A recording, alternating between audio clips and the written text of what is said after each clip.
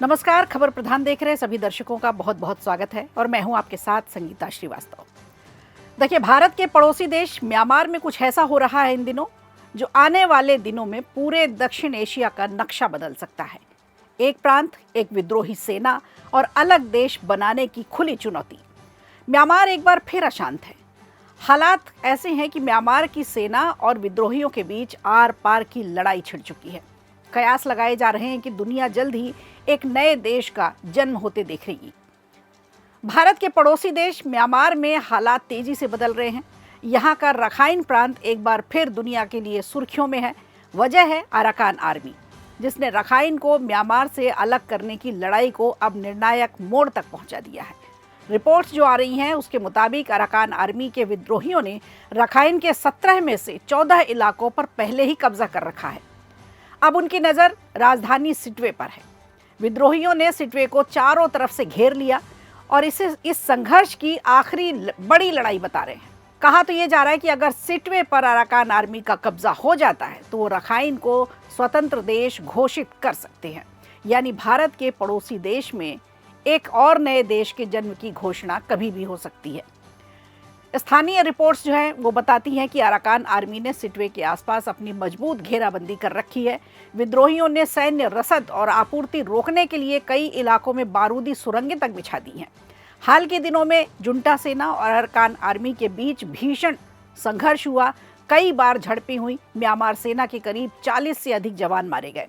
अब आपके मन में सवाल उठ रहा होगा, आखिर रखाइन को अलग देश बनाने की मांग कब, कैसे और कहां से शुरू हुई? तो इस कहानी की शुरुआत होती है 2009 से। उसी वर्ष अराकान समुदाय ने रखाइन को ज़्यादा प्रशासनिक अधिकार देने की मांग उठाई थी।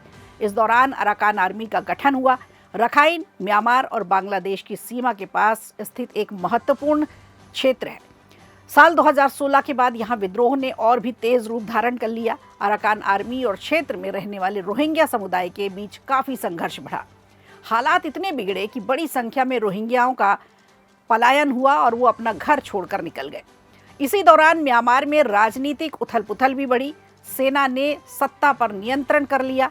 इसके बाद अराकान आर्मी ने अपने अभियान को और भी ज़्यादा तेज कर दिया। शुरुआत में म्यांमार की सेना ने हवाई हमलों के सामने विद्रोही कमज़ोर पड़ते दिखाई दिए, लेकिन धीरे धीरे उन्होंने अपनी पकड़ मजबूत बना ली। आज हालात ये हैं कि रखाइन का एक बड़ा हिस्सा उनके कब्जे में आ चुका है। अराकान आर्मी के प्रमुख टुन म्यात नाइंग ने 2027 तक पूरी तरह से मुक्त अराकान का लक्ष्य घोषित कर रखा है। उनका दावा है कि आने वाले समय में उनकी सैन्य ताकत इतनी मजबूत हो जाएगी कि म्यांमार की सेना को ये इलाका छोड़ना ही पड़ेगा।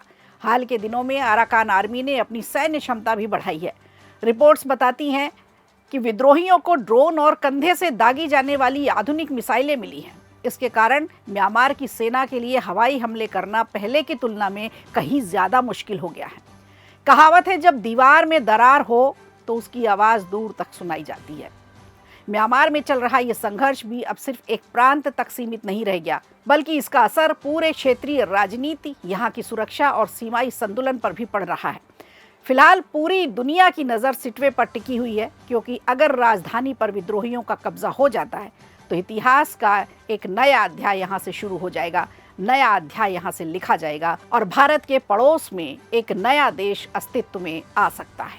वीडियो अच्छा लगा हो तो लाइक कीजिए, शेयर कीजिए और कमेंट बॉक्स में हमें ज़रूर बताइए।